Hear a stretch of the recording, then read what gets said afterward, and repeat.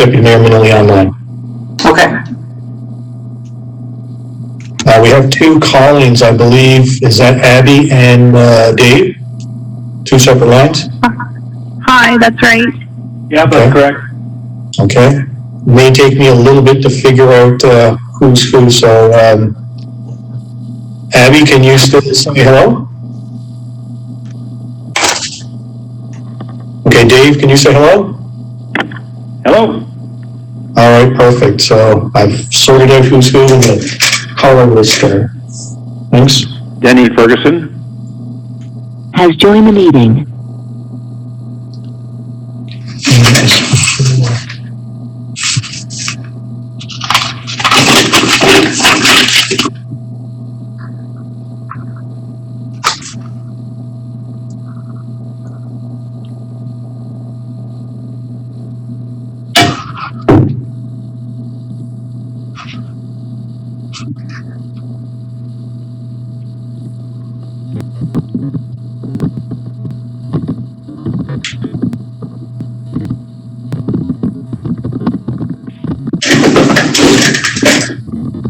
So Mayor Lowry just shared the screen. Is the agenda up? The agenda is up, yes. Perfect, thank you.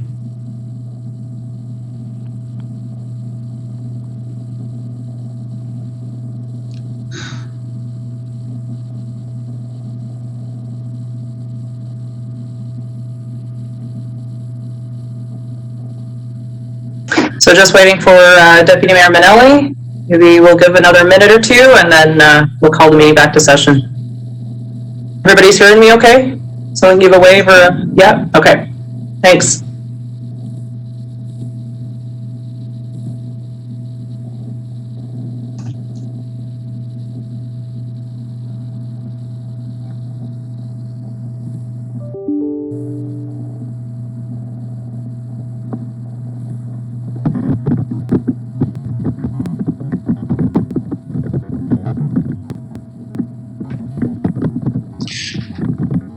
Just going to ask the clerk, Ms. Harfield, if you could give us an indication of when we are actually broadcasting live or when the meeting starts up. We are currently broadcasting live.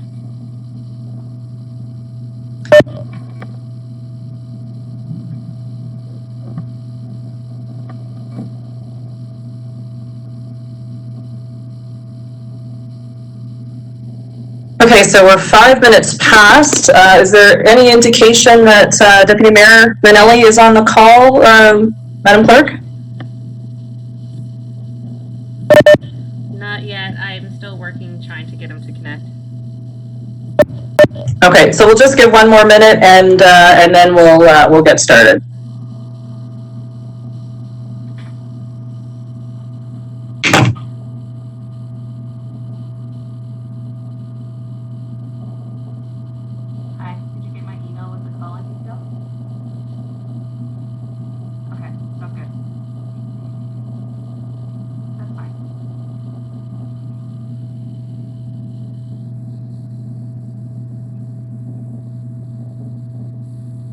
Numbers are in the body of the email. I just sent you a new one now with the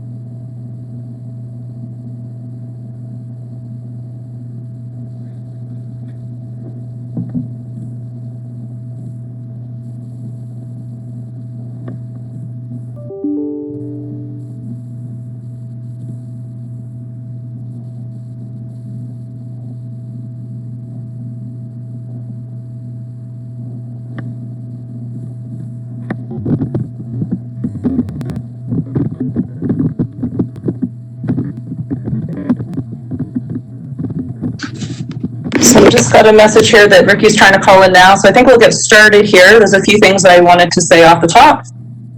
So I'm calling the meeting back to order. We had started at 1:30 with a closed session. That closed session was regarding a personal matter about an identifiable individual. The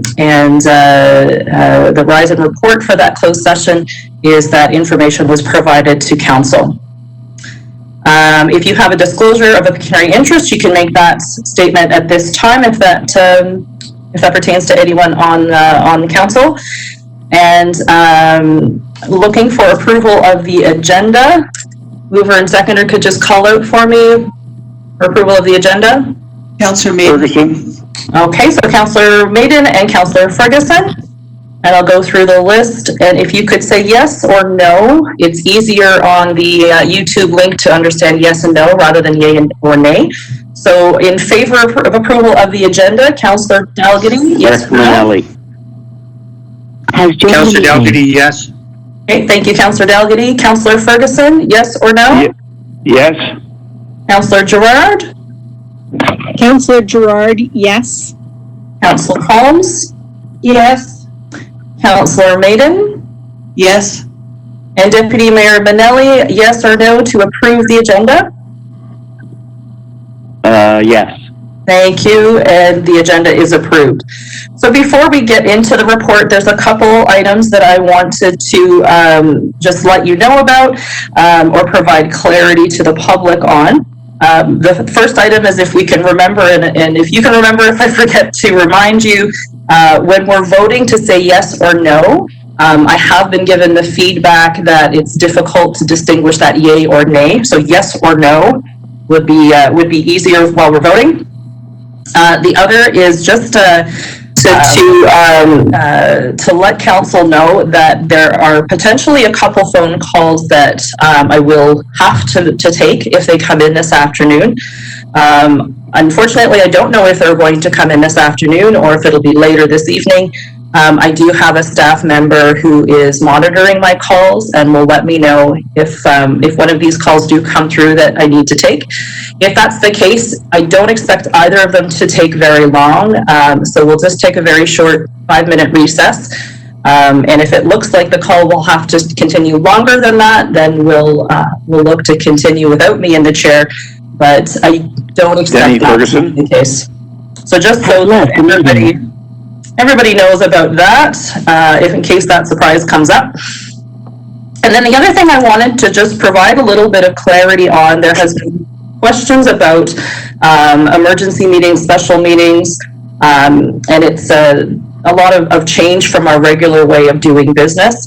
So to explain why we are having our special council meetings right now, staff and myself and Deputy Mayor Manelli and Councillor Dalgety as the chair of the Committee of the Whole, we discussed that it is our preference to be focusing on the core and essential work that council needs to continue making decisions regarding for the municipality. And our most efficient way to do that is through special meetings of council, so that we're not having to have the Committee of the Whole meetings and then go to a council meeting. We are trying to keep the agendas to only those core and essential pieces. So that's why we're seeing the agendas as special council agendas rather than the Committee of the Whole and regular council agendas. Emergency meetings, we've had a couple of those, but an emergency meeting is a different kind of response that's needed from council. The special council agendas are one that, for now, when we're in an extraordinary time, they will be the way that council does their maintenance of their regular business. And just a comment about the Wild Parsnip program being discussed right now. There might be some confusion with some residents that the decisions we're making right now only have to do with the pandemic. But because government is essential, they're not going to see us on a business list as such because we're not a business. But because the work the government does is essential, we need to continue on with our core and essential business. So for example, the Wild Parsnip Management Program, we have legislative requirement to control noxious weeds. So council needs to decide how in 2020 we will be doing that. So that is the reason of having this meeting to decide that. So council has that opportunity to decide how in 2020 we'll be taking giving the operational direction of how this will be done. So hopefully that clarifies things. There certainly has been a lot of questions and confusion, and there's a lot of things happening right now, so it's well understood where that's coming from. With that, let's move to the one report that is on here. And I think we have our environmental compliance coordinator on the call with us. Ms. Armstrong, you're with us? Hi, yes, I'm available, yep. Perfect. So before we get into questions and whatnot of council, could we start with just an overview from your perspective? It can just be the highlights, and we'll go from there. Absolutely. So I will keep it brief. As we're all aware, we do, and as you had mentioned, we have a legislative requirement to look after noxious weeds. Wild parsnip is considered one. The options that have been laid out essentially vary, obviously. Option one is similar to the county's approach. It was just recommendation only to continue to follow the county as has been initial direction in the past. Option two is somewhat between option 1 and 3. Kilometers may change with regards to the boom spray due to infestation. That goes for all of it. But this option is a little bit less spot spray to keep costs down. Option 3 is reflective of requests from council. Just trying to go through the report here. Then we have option 4, which is essentially just our regular operations and maintenance that we do throughout the year. Option 5 is not spray at all, remove mechanically. Mechanically could be either by mowing or whipper snipping. We have option 6 that's solely reflective of hand pulling, and then we have option 7, which is essentially to do it on a case-by-case based on complaints and or provincial orders, and costs are unknown.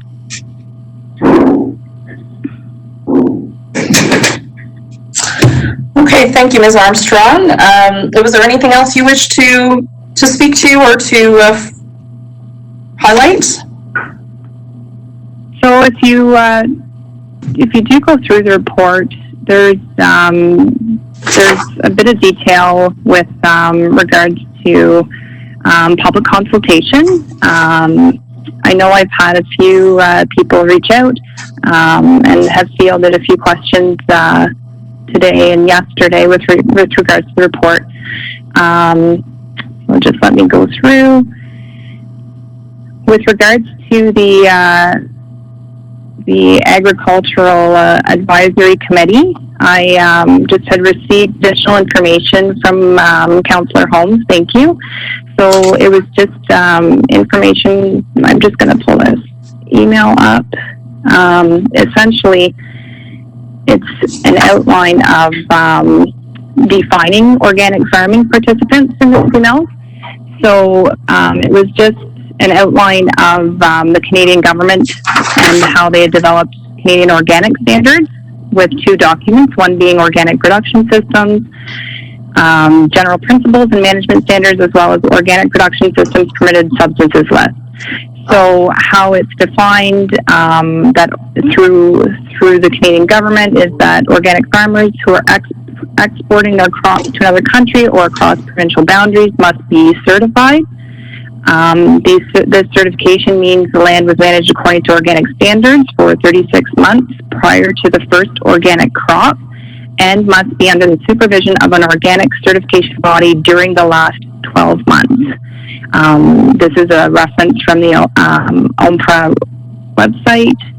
Further, to qualify for farming status in Ontario, the producer of farm products must produce at least $77,200 of annual income and have a farm registration number from a recognized farm organization. So that's just information I've received today. So I would like to have passed that on.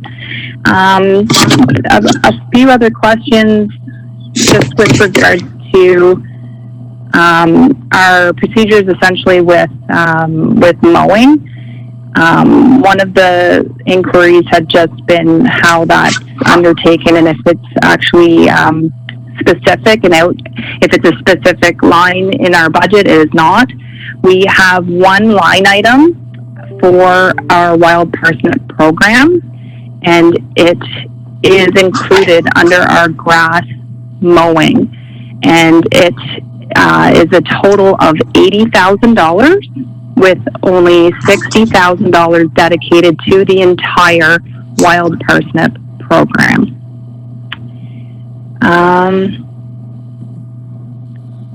Sorry, just trying to get my way through the computer here. So those are just two items that had been brought forward since I've been going through this document.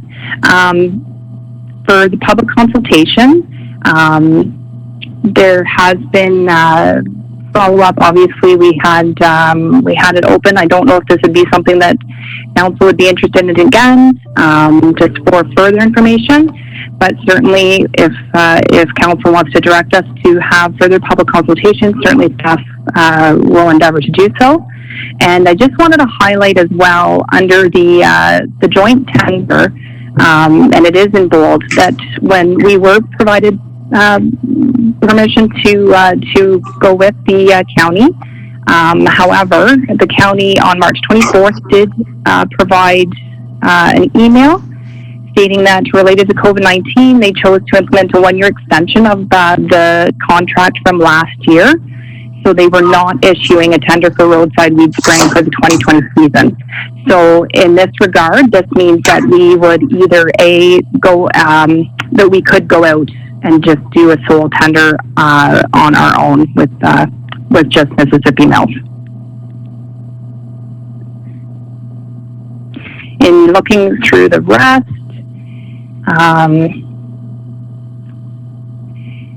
certainly for the integrated vegetation management plan, there had been an inquiry if this is something that we could adopt possibly the counties.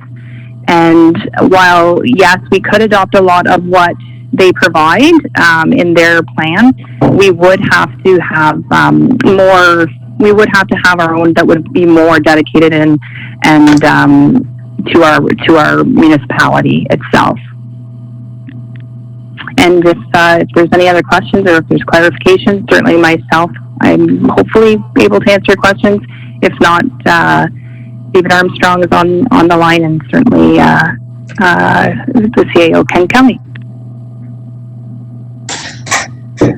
So, Mr. Armstrong, is there anything you'd like to add to this? Any other comments that you may have? I don't believe so at this time. Sorry, Mr. Dave Armstrong, do you have anything further that you'd like to add to this? Sorry, I'll be clear, I'll use both names. Thank you, Madam Mayor. I don't have anything further to add to it, no. Thank you. Okay, thank you. And CAO Kelly, is there anything you might like to speak to as well before we go to the comments and questions from council members? No, I think the report speaks for itself. I think there's an understanding relayed in it with regards to option 3 and what that program is, and I guess maybe just to maybe add some more clarity or emphasize the differences between option 1 and 3. Option 1 is the option that was provided to you in the February 18th report. So this is based on a judgment and professional opinion of Public Works. Option 2 is that middle ground. So it keeps the perimeter spraying, the boom spraying on the perimeter, but does less spot spraying. So you'll notice that there's tables in those options, and that gives you some indication of the differences between the like what's affected, the number of rows that are affected, based on a percentage basis in those tables when you look through the options. So in option 1, for instance, every road is supposed to be touched in option 1. 100% of the roads are getting some form of treatment, whether it's spot spray or boom spray. In option 2, you're getting slightly less coverage. There are some roads that will not receive any treatment as part of the project. Let's just see, about 84% of the roads will be treated. So that means 16% won't be. In option 3, you actually have 30% of the roads won't receive any treatment. And the reason being is that there's been, based on the 2019 observations or the data of 2019, and this is the data that was collected in late summer, so after the spray program had run its course in June, we went out and we assessed, we did field observations in late August, and what was observed were the roads that were either light or no infestation, or roads that were heavy and medium infestation. So what you have as option 3 is actually based on the data in that late season observation fieldwork. And that fieldwork showed that 30% of the roads had no infestation, so no visible signs of wild parsnip. So what that option does is focus on the roads that did have visible, observed wild parsnip. So you're looking at 61% of the roads being spot sprayed, and about 10% being boom sprayed. So again, it's a reduction in the amount of boom spraying. I will re-emphasize one other point. Spot spraying is more expensive than boom spraying, just to make sure people are aware of that. I think that's all I'd like to add, Mayor Lowry. And I do believe that we've heard from a large segment of the community, and those comments and concerns of the community were subsequently emailed out to each councillor, and I think you have that information, have had it sent to you. So I do think we do have a representative sample, representative feel of what the sentiment is on both sides of this issue in the community. Thank you, Mayor Lowry. Thank you very much. So council, before we put any option on the floor specifically for discussion, I'm going to go through the list of all council members to give an opportunity to provide comment, to ask a question. There is an additional option on here, and it's been spoken to already, but if you'd like further information or just further clarity, I want to make sure everybody is comfortable before we put any options on the table for discussion. So I'm going to start at the top of the list and give everybody an opportunity to, as I say, ask their questions or seek clarity or make a statement if they wish to. So I'll start, Councillor Dalgety, with yourself. Thank you. Thank you very much for this report, and through the chair to Mr. Armstrong. I'm just looking for a little bit of clarity. In option 1 to 4, there's a section of mowing. I'm looking for clarity between mowing and ditching. If you can describe the differences. I understand a full mowing job of it would be much more money, but just for these options at that figure, can you describe the differences between this mowing and ditching that we do? Mr. Armstrong? Yeah, through you, Madam Mayor, to Councillor Dalgety. So my interpretation of ditching from our standpoint in operations is actually scraping back all of the vegetation material to allow for drainage. Our operations may benefit some of this, but when we focus our efforts on ditching through our operations, it's not for a vegetation standpoint. It's more for drainage concerns. And then with mowing, obviously, is we have a couple of machines, but our staffing and equipment are both limited to the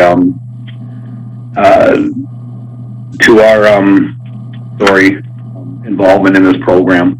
I don't know if that kind of answers it for you, Councillor Dalgety. I think so. I was just wondering if we're doing, in many cases, the same job twice. We're ditching it and we're mowing it. The ditching is going to remove a lot of it if it's there. That was kind of the point I was getting at.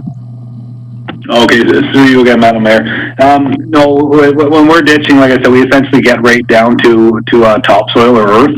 So there's nothing left to mow after we go through doing our ditching program.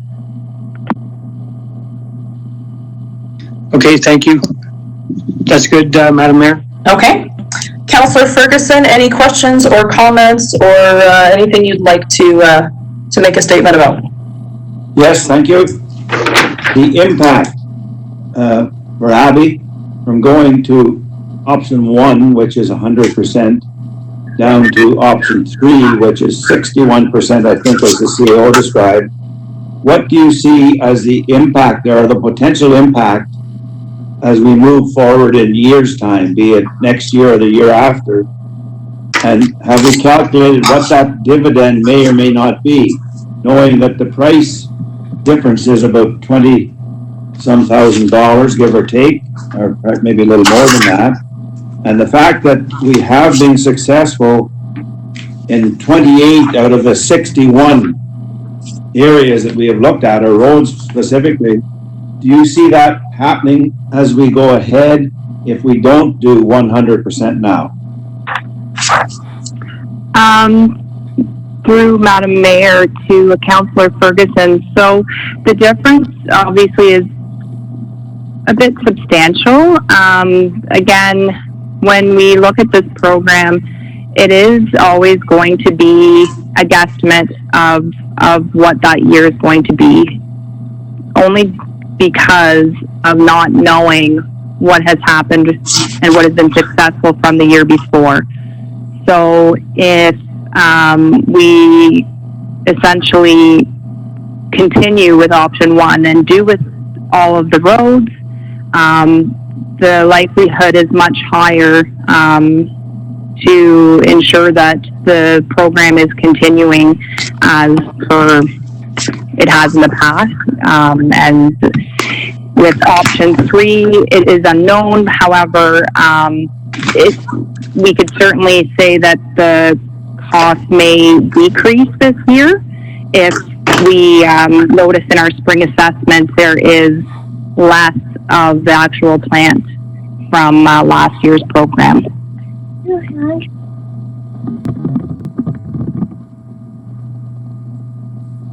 So are you saying that we're really doing a leap of faith by jumping from 1 to 3? I'm not sure if I would say it's a leap of faith, but certainly with the unknowns, it's not as predictable, I suppose, is the best answer. Okay, thank you. Were there any other questions, or was that all at this time? Councillor Ferguson? Yes, at this time, thank you. Okay. Councillor Gerard, questions and comments? Yes, actually, I have 2 questions. The first one might work into others, but on page 5, there's a suggestion from the Agricultural Committee, and I believe this question would be going to the Environmental Compliance Officer, with regards to possibly exploring the costs for hand removal. And I believe, I'm hoping, I understand this correctly, that the option for opt-out, which is the $1,750 per linear kilometer, is that something that correlates to the suggestion from the Ag Committee, or are we still going to allow people to remove the weeds themselves? Over to Ms. Armstrong. Yes, through yourself, Mayor, to Councillor Gerard. So we definitely would continue to allow for property owners to opt out or adopt a road. If I'm understanding your question correctly, we would continue with that, and we would certainly encourage it if that is something of interest to property owners. Okay, but I'm questioning where's the money coming from? The $1,750 that's being suggested, is that something that a organic farmer is going to have to assume they're paying? Is that something they can opt into? Abby, maybe I could answer that one. Okay, I was involved in that portion. Yes, So, thank you. so Councillor Gerard, where that cost comes from is in the report after all the options are laid out. So 1 to 7, there's cost projected for the pollinator seed project.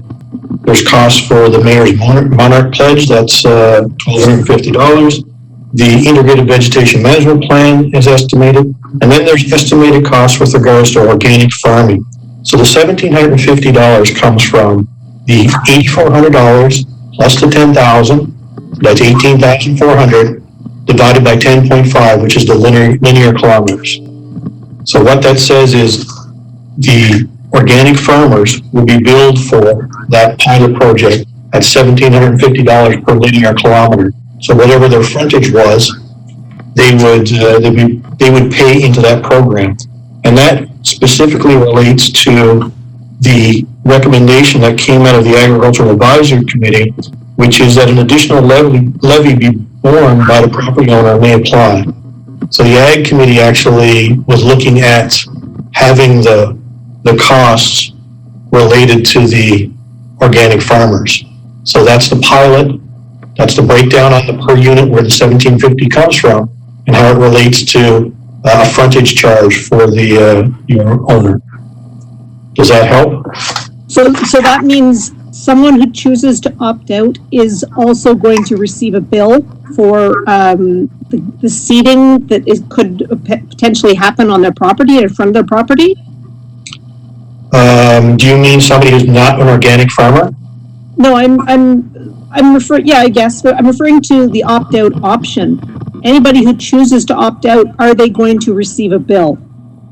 Now, somebody who opts out is then required to address wild parsnip in front of their home to an appropriate level. So whatever the costs that they decide, or whatever means they decide to address it with, they bear that cost. It's the same thing as if somebody decides that they're going to manicure their lawn and mow it themselves. They bear the cost of mowing it themselves. So when you do an opt-out, you're taking on responsibility. We're not going to send you a bill for opting out. That specific component is related only to organic farmers, and it relates to the recommendation from the advisory committee, which was come up with an option for the organic farmers.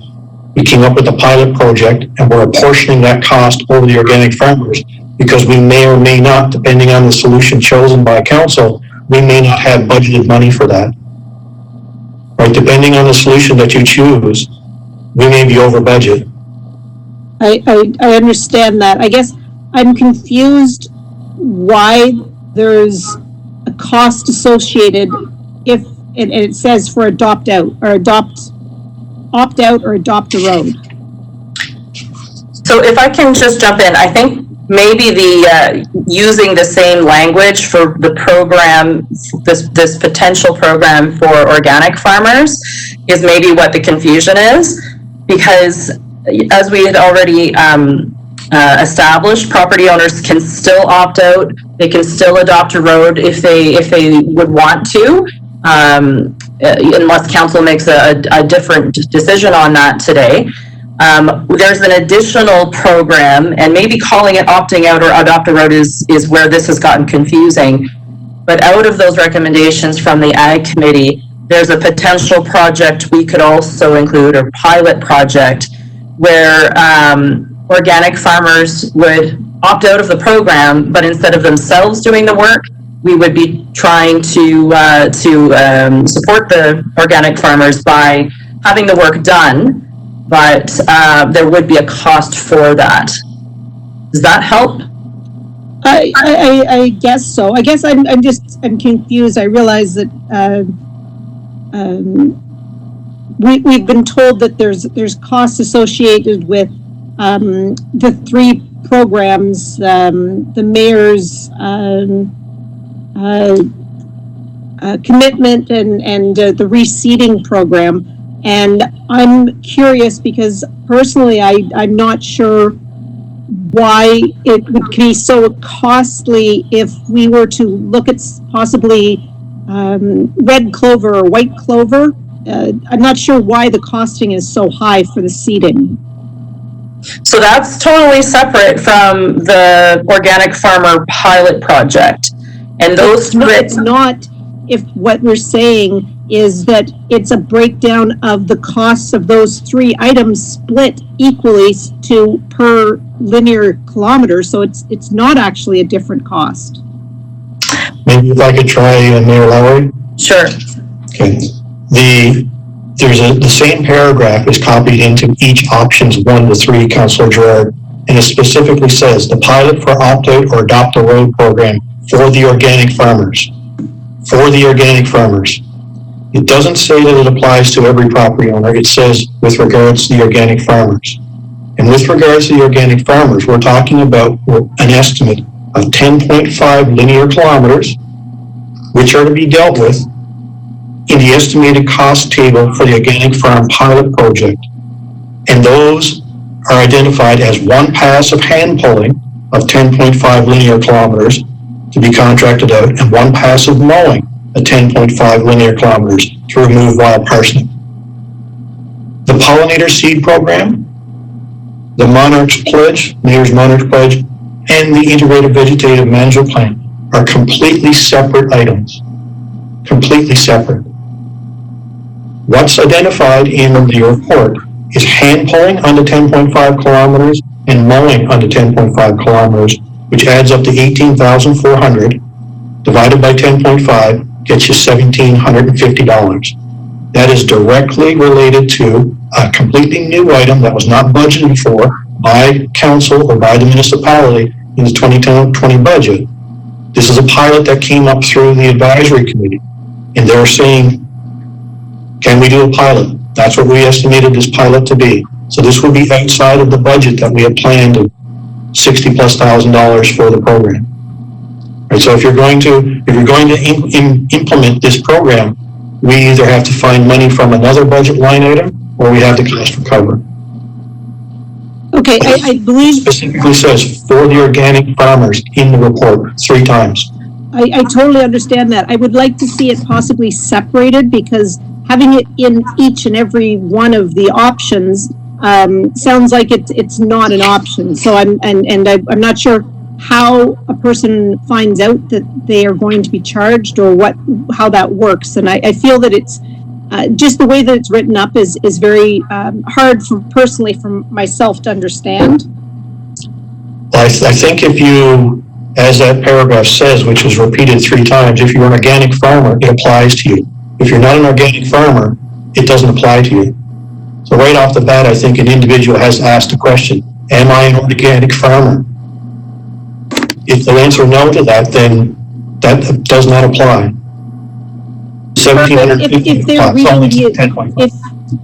If they're reading the agenda, but how are they going to find out otherwise? Only if they actually try to opt out? If they opt out, they're falling under the regular opt-out program, which is you're taking on responsibility for the program. I think Councillor Holmes wishes to speak. Mayor Lowry? Yes, I see that too, and I didn't want to interrupt either of you, but Councillor Holmes, I'm sure you have a comment on this, given that you're on the Agricultural Committee. Just wait for you to unmute. Oh, you're still not unmuted there, Councillor.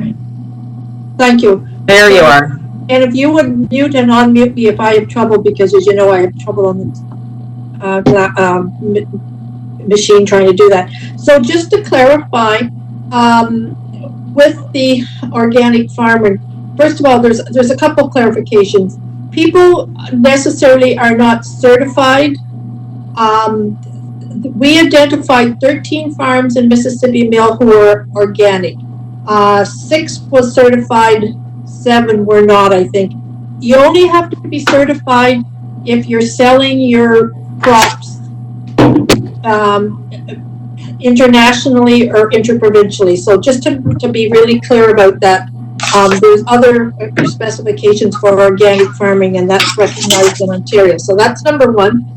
And number 2, those people, as I remember it, we gave the names of those 13 people to Public Works. I believe Ms. Armstrong has those names.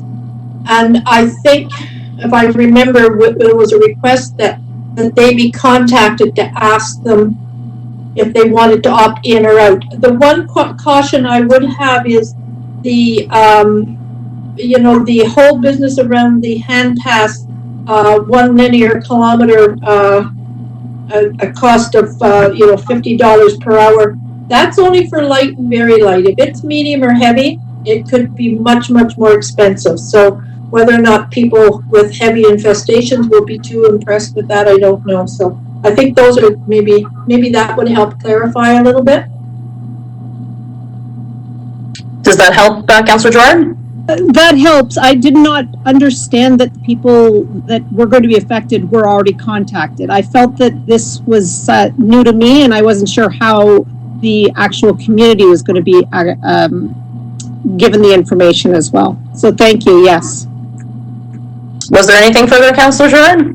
I had one quick question. I'm going by memory, but I thought when we had this discussion previously with regards to the spraying and the way that it was set up in county, the truck, when it comes out, especially for spot spraying, there's I believe there was 3 different people in the truck, or 4 people, one driving and one person who did the boom spraying, one person who did the spot spraying. Is that going to cost more money due to the fact that I don't believe they should be allowed to all sit in one vehicle? So have we even been given the information that this particular company that they're suggesting is going to do the work is going to be allowed or able to do the work based on the distance between the staff as they're in the vehicle?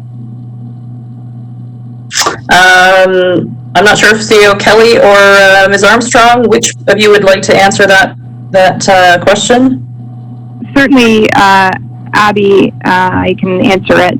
Thank you. So we do have the tender. It's in draft form right now, and I think that's a great question because it certainly could have an impact on what the costs could be. If they have to have additional vehicles or staff to support, but have to go in different vehicles. I know that our department, that's what we are doing. We don't have anybody traveling together. So if that's something, and I can't see another company not practicing what federal and provincial guidelines have set out. So that could impact the cost, and I would not have that information until after receipt of the tender bids. Thank you. That was the question. I'm happy now. Thank you. Councillor Holmes. So I had a couple questions, and this would be through the chair to Mr. Armstrong. When he talks about ditching, if they're ditching areas with wild parsnip, are they taking those plants and removing them appropriately and put them in plastic bags, or are they leaving them there? Through you, Madam Mayor, to Councillor Holmes. We haven't identified any areas as of yet of this season where there is parsnip present. If there is, it's something we'll have to work around on a case-by-case basis. Thank you.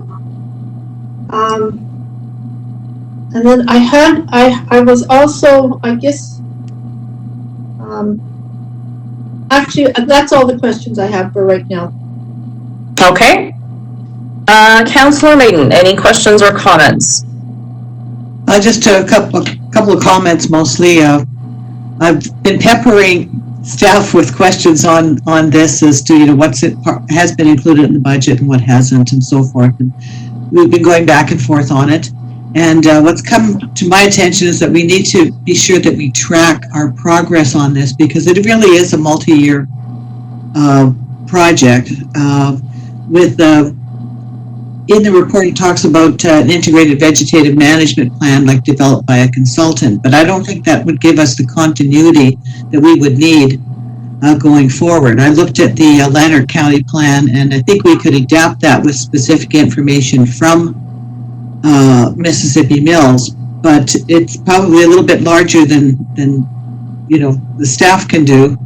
And I've been very impressed with the Agricultural Committee's input into this whole issue. We've had a number of really good suggestions from residents out there who have been following this for a while.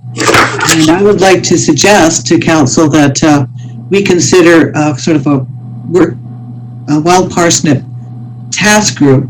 It may be set up by the Agricultural Committee or led by it to advise council and to assist staff in monitoring this over time. I'm particularly interested in the repollination, which you can't spray the year after or you can't put seed the year after you spray there because you're going to spray it again because it's biannual, that sort of thing. And I'd like to suggest that we consider a group to help us and advise us on that. It really needs to be tracked. We don't have that costing on it, followed up year to year, and I think we need to have that. That's all I had to say. Okay, thank you, Councillor Maiden. Deputy Mayor Manelli, any questions or comments? Just one comment. I went to a couple ag committee meetings and I've been following fairly closely, and I'm more concerned about the quantity of pesticides we use, let alone worrying about the $25,000.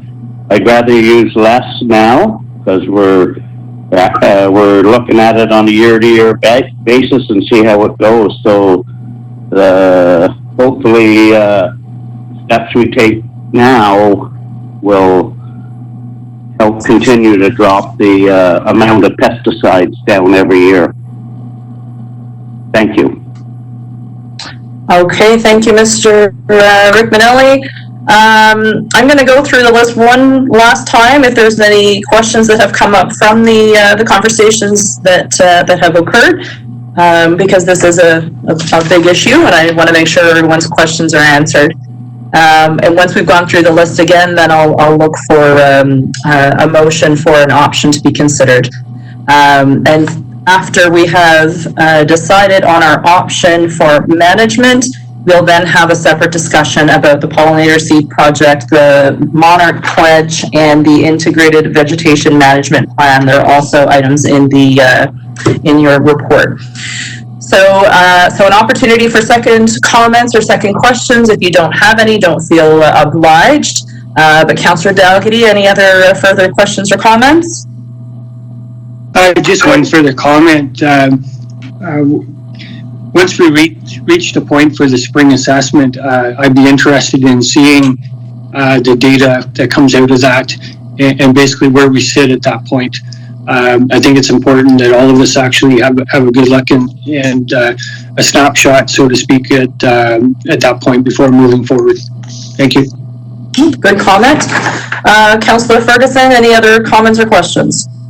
Yes, thank you. I have one more question, and it's directed to Abby, and I'd like to know her comfort zone of the information provided in the GPS dashboard information. Is she confident of that information as we have now before us? Hi, Madam Murray, through to Councillor Ferguson. Yes, certainly the dashboard system is quite reflective of what the current state is, and we're confident that it will certainly be able to answer any questions that council or the public may have with regards to infestation levels throughout the municipality. Good, thank you. Okay, nothing further, Councillor Ferguson? I'm going to guess not. Councillor Gerard, anything further? Do we have Councillor Gerard on the call still? Oh, I've been unmuted? There you are. Okay, I thought I was. Yeah. I would like to, Councillor Dalgety has actually already brought up, but I would like to request that we're kept abreast of the situation and possibly even in the fall, once we have a better understanding, a new map which gives us an idea of going forward, what we're dealing with for next year should be possibly available to us as well. Sure. Yep. So a spring and a fall follow-up. Okay. Well, a monthly and a final map of the fall would be nice. Yes. Okay. Okay. Councillor Holmes, anything further for yourself? You're saying no? No, thank you. Yeah. Okay. I can't vote on mute me. Okay. I just, a question to Ms. Armstrong again through the chair. Is there any possibility of the program we have now for taking a look at the Parsnip, instead of just being able to take pictures, to be able to actually do a video recording of the various roads? Through Madam Lowry to Councillor Holmes, presently we do not have any video monitoring. It is something that has been discussed certainly with a few staff members, and it's something that we are thinking. We do have GPS, obviously, with the tender. Now I know it's been brought forward to possibly have it included for the tender as well, so that's something that we will be looking into. If council would like to direct staff to purchase video monitoring so that we are able to do that as well, certainly that is an option, and staff would be more than willing to do so. Thank you. Okay, nothing further, Councillor Holmes? No, that's it. Thank you. Okay, and Councillor Maiden, anything further? Nothing further right now. Okay, and Deputy Mayor Minnelli, any further comment from yourself? Nothing further, thank you. Okay, thank you, everyone. I've made some notes here of items to come back to, but at this point we have several options in front of us, and I'm looking for someone to put forward an option for us to consider as what the 2020 program will be. The recommended option remains option number 1. Is there will to put that forward as the motion that we will vote on? If not, can someone else put something else forward? Mayor Lowry, I'd like to put forward option 3 as an alternative. Okay, so Councillor Holmes is suggesting option 3. You're moving that option? Yes, I am. Okay, and is there a seconder for that option? Councillor Maiden will second. Okay. So discussion specific to option 3. I've been starting with Councillor Dalgety twice. I should mix it up here. Councillor Ferguson, any discussion on option 3 specifically? No, not specifically, no, thank you. Okay. Councillor Gerard. Discussion, thank you. Councillor Holmes.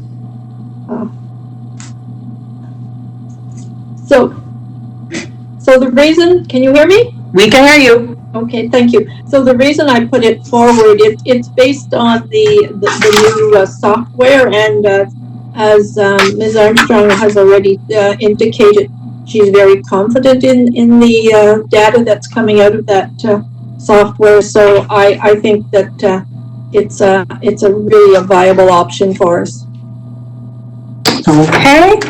Councillor Maiden. I liked the CAO's description of option 3 very much also, and thank you, Abby, for your confidence in that. And as we go forward, we'll track it. I like it because it's a little less invasive than option 1. And from the feedback that we're getting from residents, I think most people would be happy with it as well.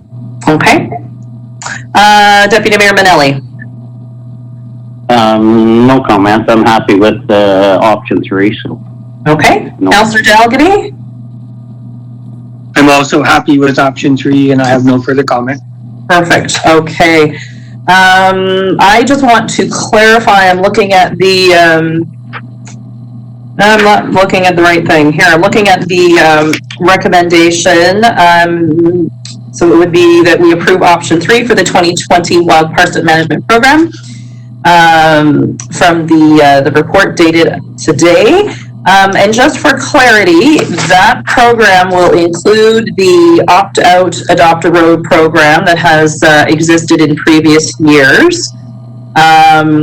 And it will also include the organic farmers pilot. Is that correct, Ms. Armstrong? Or do we need to include that as a separate motion?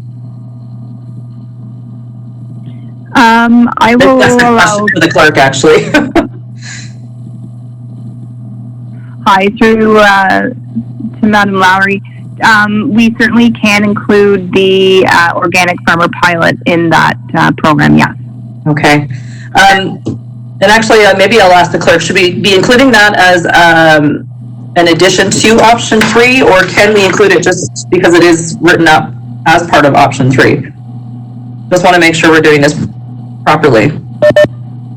Since option 3 includes the recommendation for the organic pilot project, I don't see you needing to do that as a separate. Okay, perfect. So it's already part of it.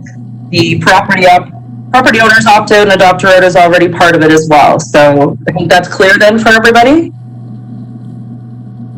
Just jump in if there's anyone who's not 100% clear. I'll give a moment. Okay, so not hearing from anyone, so I'm going to then call the vote on supporting option 3, which includes property owners opting out and the Adopt a Road program, and it also includes the organic farmers pilot project. So I have a mover and seconder for this option. I'm going to move through the list now of all council members, and if you can indicate yes or no in your support of option 3. Starting with Councillor Dalgety. Yes or no for option 3? Yes. Councillor Ferguson. Yes. Councillor Gerard. Yes. Councillor Holmes. Yes. Councillor Maiden. Yes. Deputy Mayor Manelli. Yes. Thank you. So option 3 is what we're going to be using then for this year. There's a few other items for us to discuss. I had mentioned the 3 projects that are possibilities that have been outlined in the report: the Pollinator Project, the Monarch Pledge, and the Integrative Vegetative Management Plan. And there was also a couple comments as we went around looking for spring and fall observations coming back to council, as well as video monitoring being part of that observational program. So first of all, let's look at the 3 items that are, so let's look at them individually. I think it would be easiest. I'm trying to find where they are here. So the first is in the in your package on page 11, the Integrated Vegetation Management Plan. And perhaps I will go back to our Environmental Compliance Coordinator, Ms. Armstrong, just to provide a little bit of comment on this. And we do have the financials available to us too to consider. Hi, thank you, Madam Lowry. So just to speak to the Integrated Vegetation Management Plan, I had consulted with the county on theirs, what it entailed, and certainly for a level of, it covers absolutely, for the most part, most noxious weeds and any other nuisance weeds. It is specific to the municipality. So there are roads within Mississippi Mills that were not covered under the Integrated Vegetation Management Plan of the county. So that's just something to consider. And it would essentially be a great benchmark and baseline to see what other vegetation is throughout the municipality, any nuisance, anything that may or may not require removal or at least monitoring. And certainly if that's something that council would like staff to do, we can set up a tender to have this outsourced, to have a consultant come in and do so.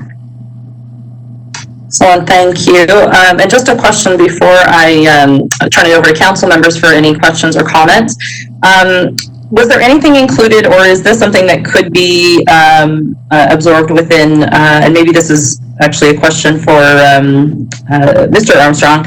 Is there any availability of funding within existing budgets to go forward with the vegetation management plan? It is listed as 9,000. It's not a huge quantity, but we're all very aware of financial expenditures these days.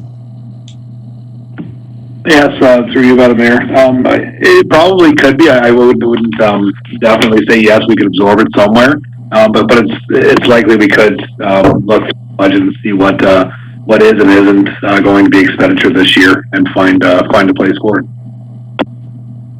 Okay. And CEO Kelly, any comments on the integrated vegetation management plan from your perspective? Thank you, Mayor Larry. I think it's a good option because it's going to help us put things in perspective. And I do think we have a little bit more that we're not discussing holistically in terms of invasive species and what's actually out there that we need to be addressing. I think the focus has been on wild parsnip, but there are other things that we should be looking at. An integrated plan is just that. It integrates. It's going to cover more than just one. And I think it would be useful to have that.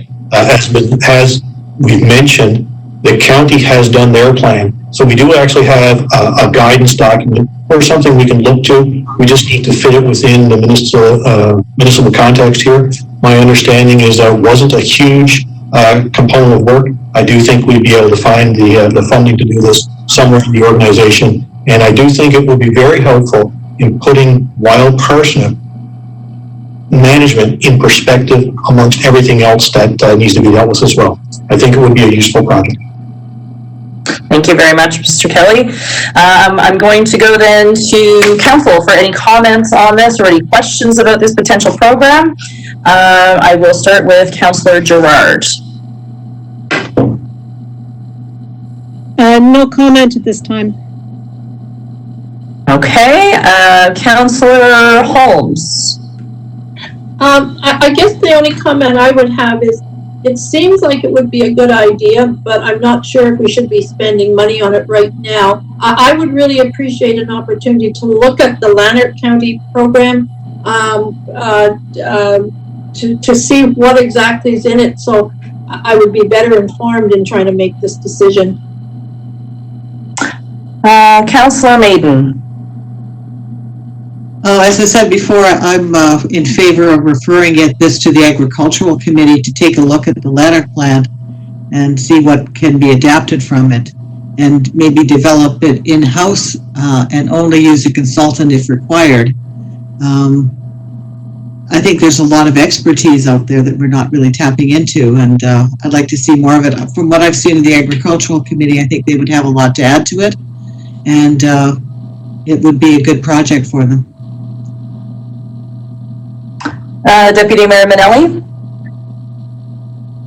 Just a general comment that it takes a lot of, doesn't cover a lot of area when you use these projects. And are we going to do any on our own property for a start, just to see how much work it is and see if we got a spot that we could do a little trial on? I'm not sure I understand your question, Deputy Mayor Minnelli. The intention of the management plan would be to have like an overarching plan rather than looking only at wild parsnip every year. Are you thinking of like recreation areas and whatnot, and the control of parsnip kinds of areas? Yeah. Yeah. Okay. Yeah, there's no reason this plan wouldn't take those kinds of areas into consideration as well. Thank you. Councillor Dalgety, questions, comments? Thank you. I'm kind of in alignment, my thought process with this kind of alignment with Councillor Maiden. I know Lanark County's got a good program that we could use as a template. We do have the expertise with the Ag Committee and our staff, and I'd like to see this done in-house. I think it could be done in-house. We got the software, we got the expertise. It's not a huge project, but I really think we could do this ourselves without consultants.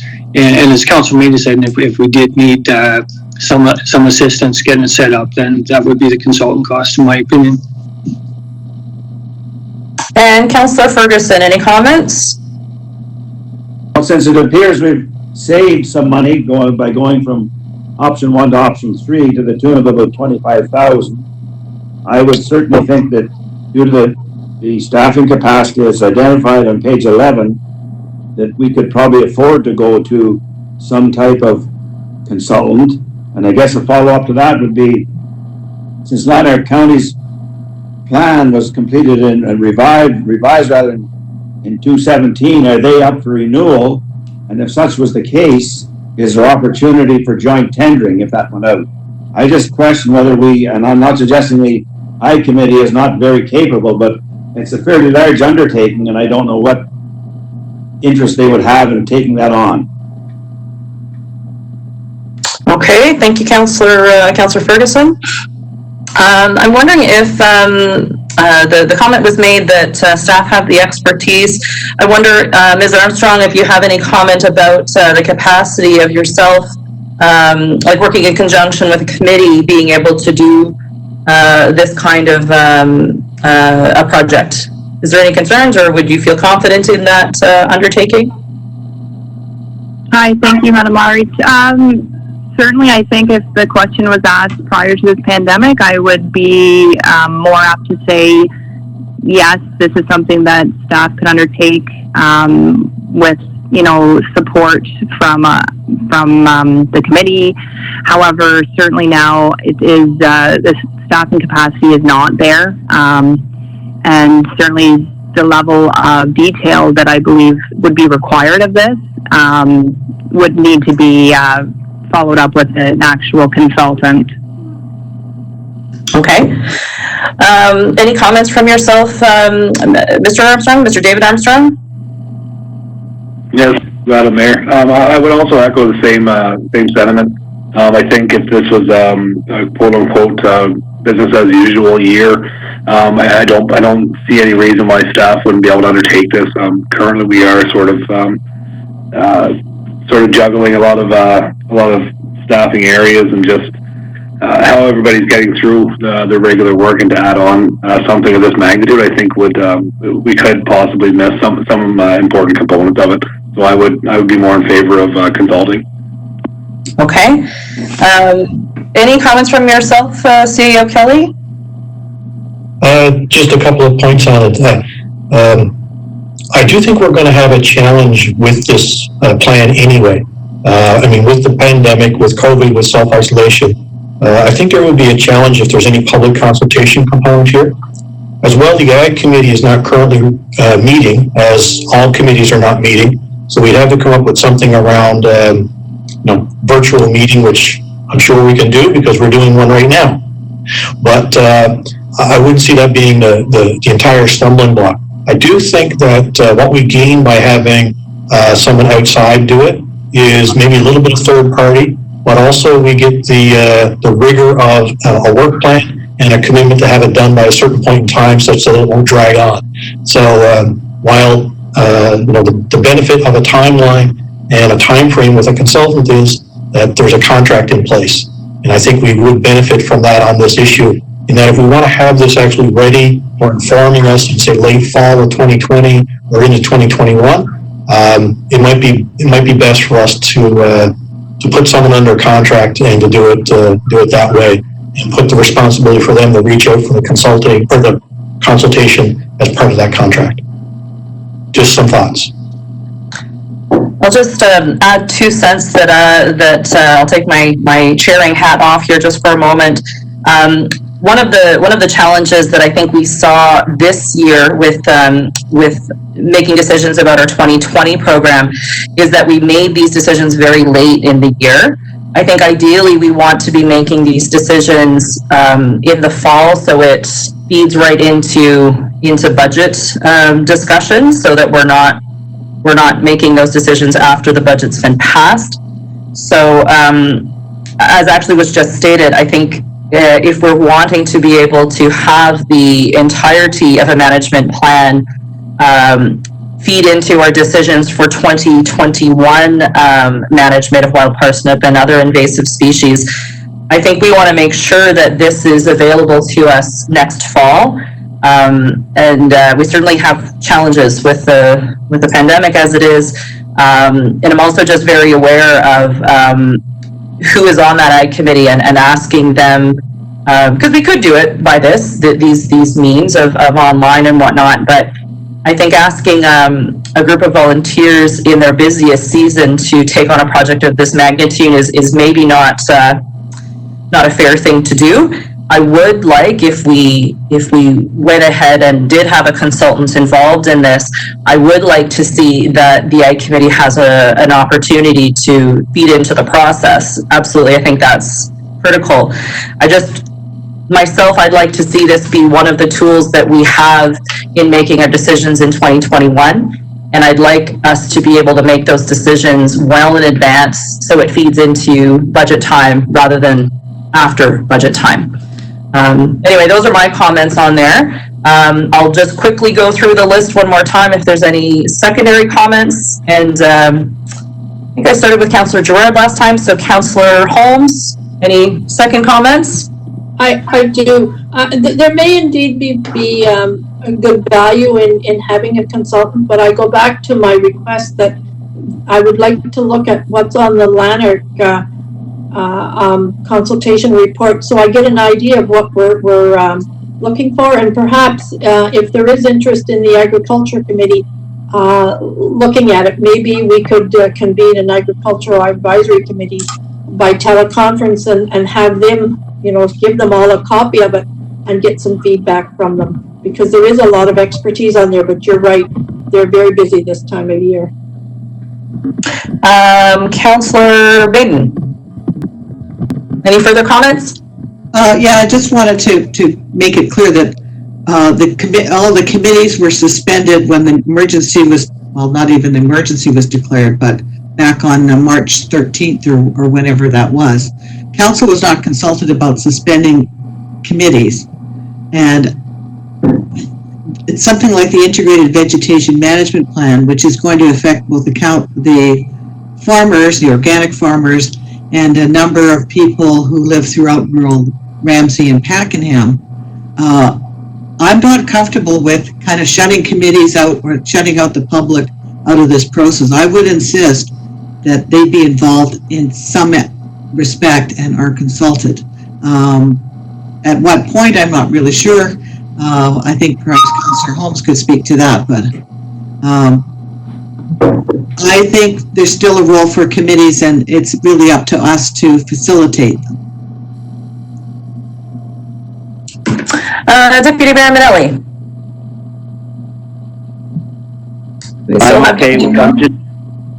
I'm okay. Thank you. Okay, Councillor Dalgety. I'm still liking something done in-house with consultation with the committees as well. The Ag Committee. Councillor Ferguson. I think we can put on the committees right now at the present time. Obviously, contact them and discuss with them, but I don't think we should burden the committee with that particular project at this time. And also going back, I would also, again, like to see what Lanark County have, and if they are up for renewal. The 3 years, I can only assume they are, but I don't know that. So perhaps we can have the Lanark County management plan circulated to council, and then I'm hearing that at a later time this be involve the Ag Committee and whatnot in getting their feedback. Is there anything further? I'll just leave a moment if there's anyone wants to add anything further on that one. Okay, so moving on to the next, this is on page 12. Excuse me, on page 10, I've got my pages backwards. Page 10 is the pollinator seed project. Last year we had 2 kilometers of road that had had a pollinator project on it, and it also took 3 days of municipal assistance with that. It was intended to have 1, it took 3. So staff have not considered that as a viable option just due to staffing capacity this year. Is there any further discussion about the pollinator seed project from council at this time? And I will start with Councillor Maiden. No comment right now. Okay. Deputy Mayor Manelli?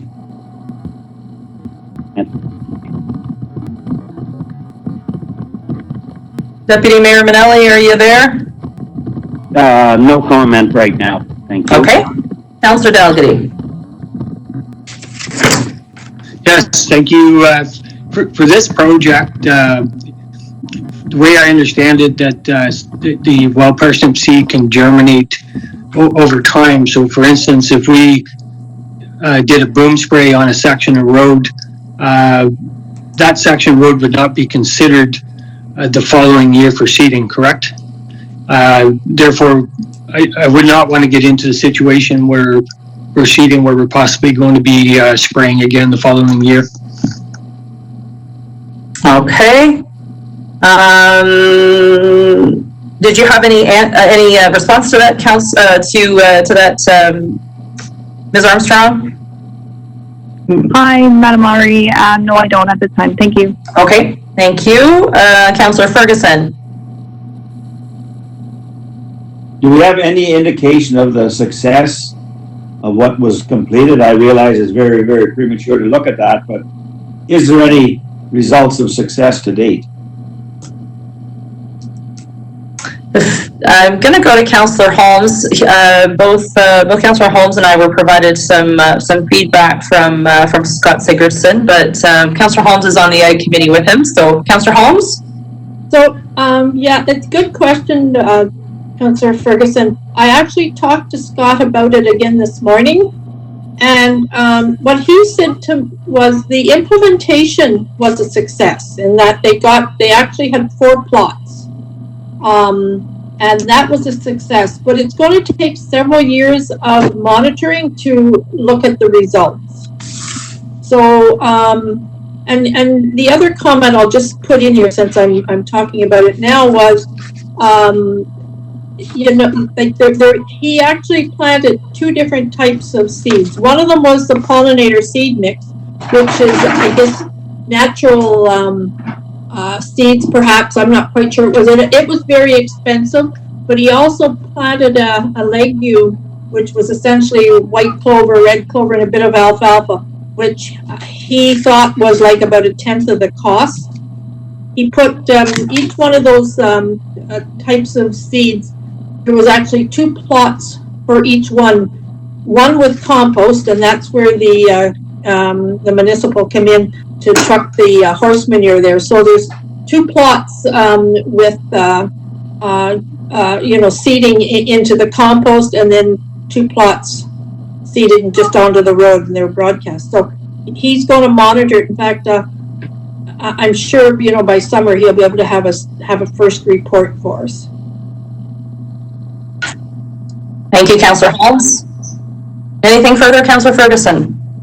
No, other than I think we should continue the project, and as Councillor Holmes has described, it's very premature, which I can appreciate, but if there's indications of some success, I think we should continue some part of it or some portion thereof. Okay, Councillor Gerard.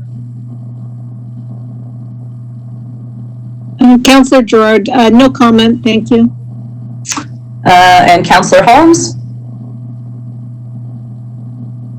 Just to add to Councillor Ferguson, I totally agree. We need to monitor it. We'll have I think this year, a bit of a result, but then I think the question has to be, you know, where are we going to use the pollinator mix and where are we going to use the legume mix?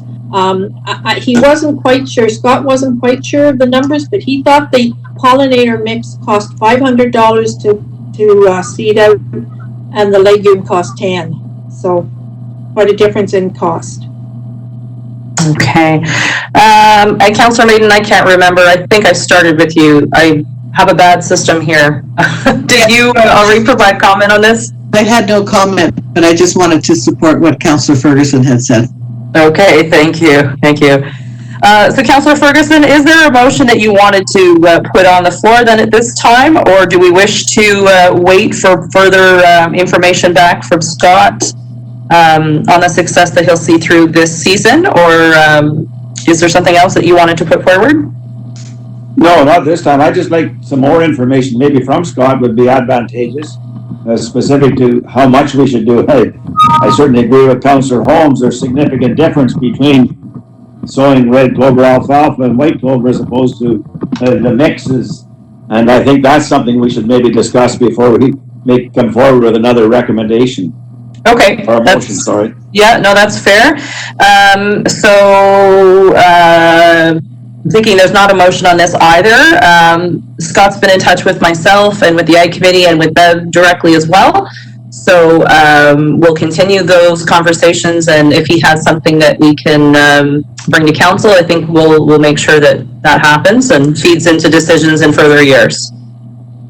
Okay, I'm just going to wait a moment if there's anything anyone wanted to add to this item. Okay, and then the last is on the bottom of page 10. It's the Monarch Pledge.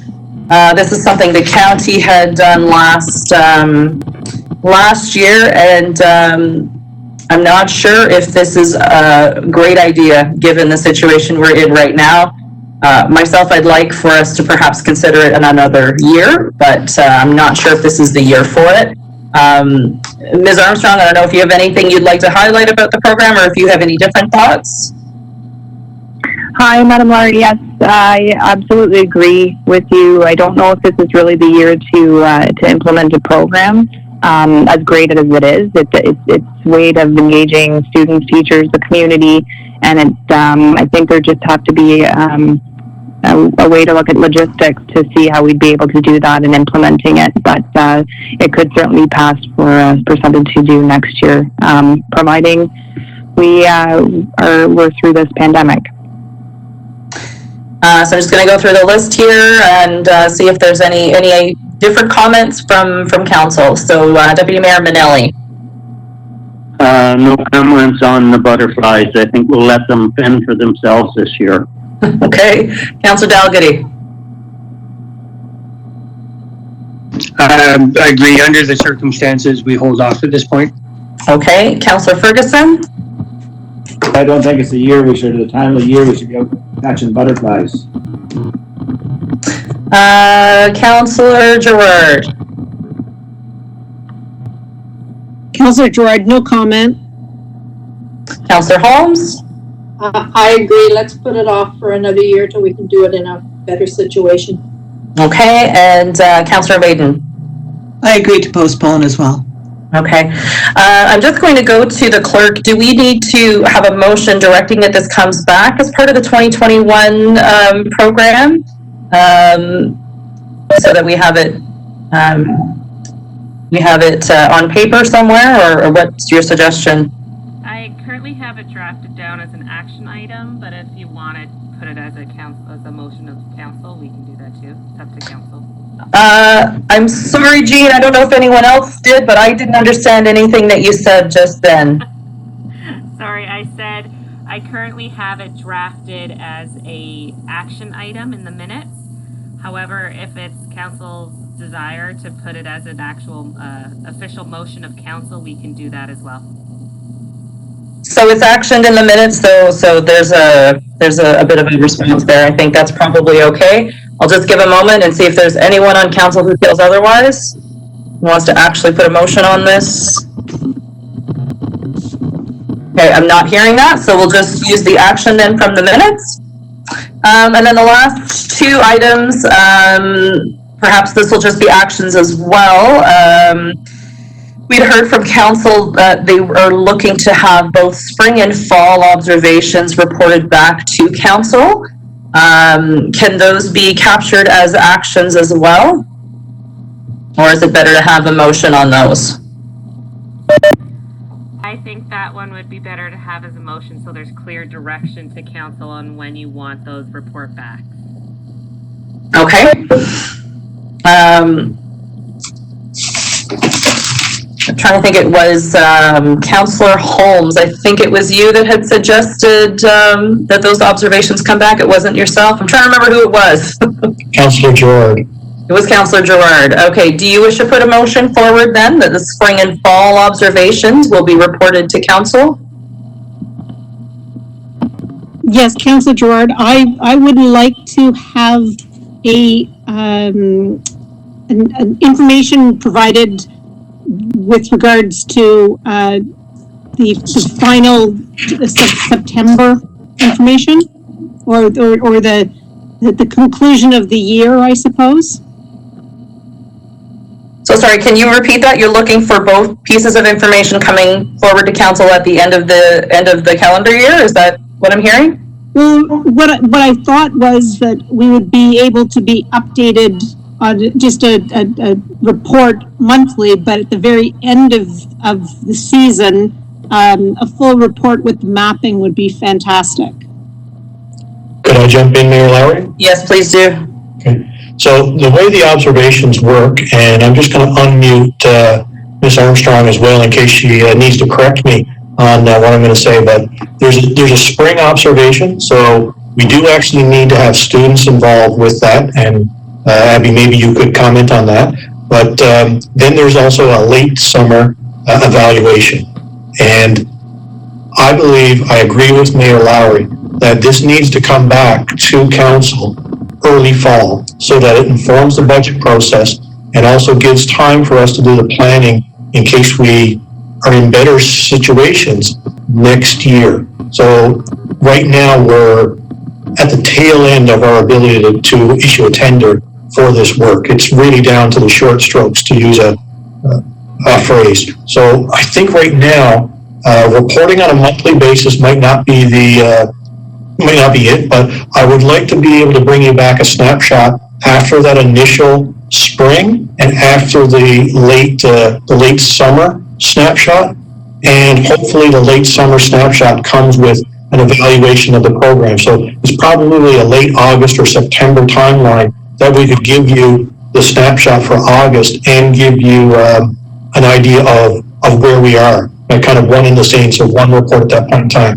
I'd also like to address another issue that I believe Councillor Maiden brought up, which was with regards to videos and the capacity. And I mean, we could video this, our observations fairly easily with fairly low technology. The problem is that it's very hard to correlate it. And this happened in previous video dialogues or picture dialogues or dictionaries that you're trying to develop. They're not related to anything, right? You can have a string down a road. After a while, all the roads look the same, and it becomes very hard to decipher which road is which. So we actually do need a little bit more than just, say, a crude dash cam in order to make this work. We actually need a way of inventorying that video and making it work appropriately. However, I do agree that it will be very beneficial, and I think it's the right thing to do. I just think we need to spend a little bit of time on the logistics. And I know it was something that was brought out. I'm not sure if it was captured as an action item, but we will be back to council on that. I promise you that we're going to come back with what we can do on that, because I think it may involve a little more of a price tag than just a crude dash cam, or at least it needs a process. So back to your original question, spring snapshot, and maybe a late summer, early September snapshot with a report on how the program went entirely. So 2 reports back to council is what I see. Okay, I'm fine with that. I would like to have information so we're prepared to make our decisions for next year for sure. Did I steer anybody wrong on that, Abby? Is there anything you wanted to add in terms of staffing or the ability to provide that before it gets captured as an action? Hi, through Madam Larry to council. No, I think you actually, you covered absolutely everything. I think just in going over when we're providing the initial information, obviously it depends on the spring that we're having as well. This spring, touch wood, hasn't been as wet as previous, so certainly when we go out and do assessment, that impacts us, the weather. So, as well as CEO Kelly had mentioned with regards to our summer student, we still are not sure where that lands. They certainly play a very large role in this program. And lastly, with regards to the actual wrap up, I totally agree. I think a September, October final plan would be great.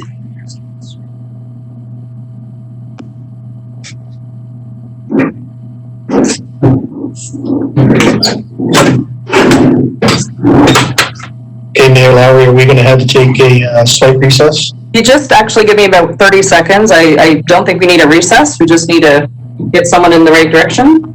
Okay, Bill, you should mute.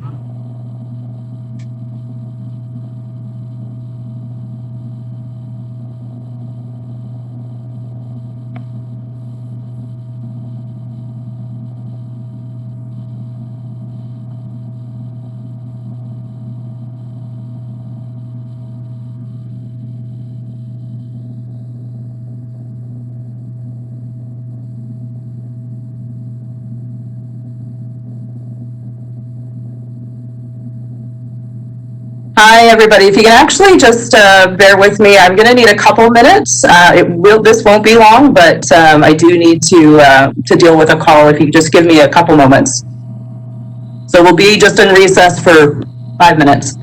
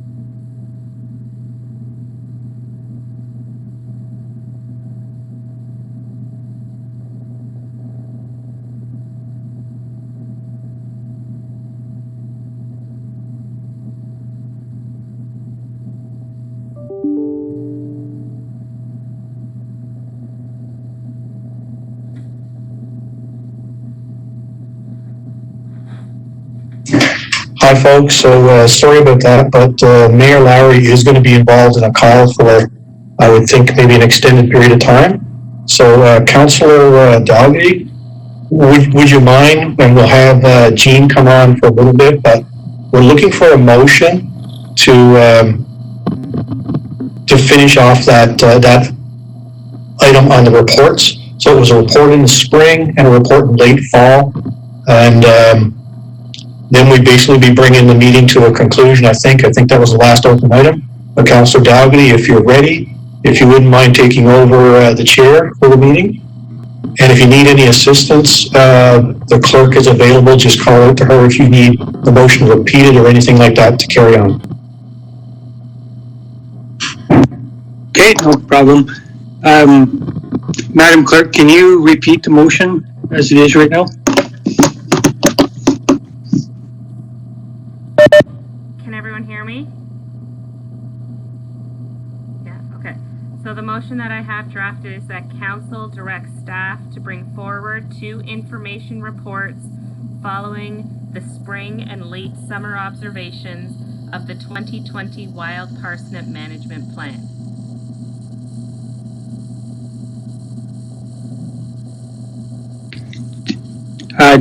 Madam Clerk, did we have a mover and seconder already for that? We do not. So we require. Could I get a mover and seconder, please? Councillor Maiden? You. Councillor Gerard, Any discussion on the motion? Councillor Gerard?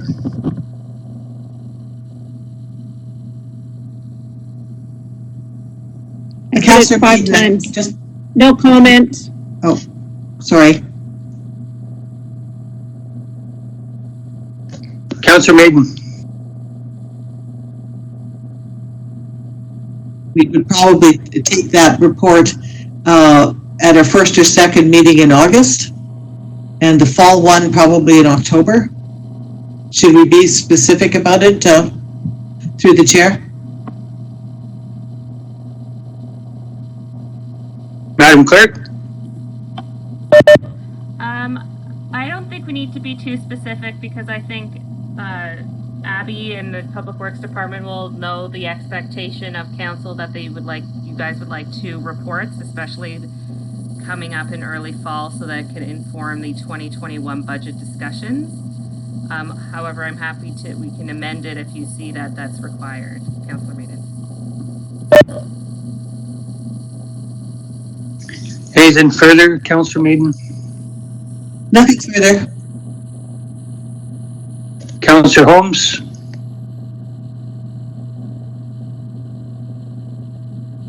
Nothing in particular to that, but I'm just wondering, with the thought that we should have a regular report on our test plot, does there have to be a motion put forward for that? Madam Clerk? Hi, Councillor Holmes. I have that down as an action item that will be bringing forward more information based on the progress and statistics of last year's pilot program. Okay, thank you. Anything further, Councillor Holmes? No, that's it. Councillor Ferguson? One quick question. I couldn't hear the clerk very well when she reread it at your request. Is it just one report for early fall, a date to be determined? Councillor Ferguson, it'll be 2 reports, one following the spring observations and one following the late summer observations. So there'll be 2 information reports brought forward to council within the calendar year. One would be after spring and one would be after the late summer observations. Okay, thank you. Deputy Mayor Minnelli? No comment, thank you. No comment, thank you. Thank you. So we'll go ahead and vote on this, a yes or no. Councillor Ferguson?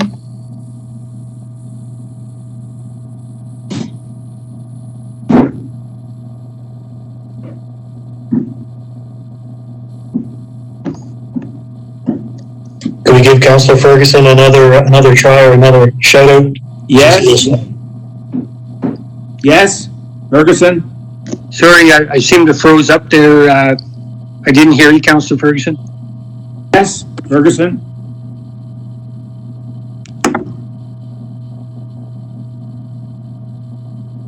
Yes, Ferguson?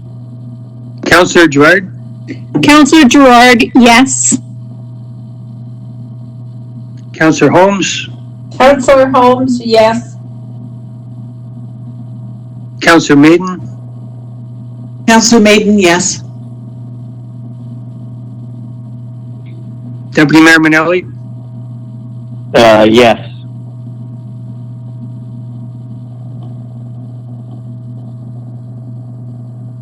So I believe we're at the confirmatory bylaw. Can you confirm that, CAO Kelly? Yes, I believe that's all the action items are dealt with. And yes, I think we need a mover and seconder for the confirmatory bylaw.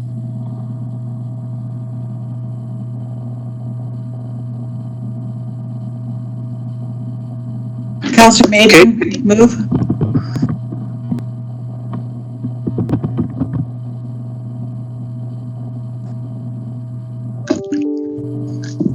Councillor Holmes seconds. Okay, all in favor? Councillor Ferguson? Yes? Councillor Gerard? Councillor Gerard, yes. Councillor Holmes? Yes. Councillor Maiden? Yes. Deputy Mayor Manelli? Yes. Okay, mover and a seconder for adjournment. I'll move. Seconder? Ferguson? All in favor? Councillor Ferguson? Yes? Councillor Gerard? Yes. Councillor Holmes? Yes. Councillor Maiden? Yes. Deputy Mayor Manelli? Yes. We are adjourned. Thank you.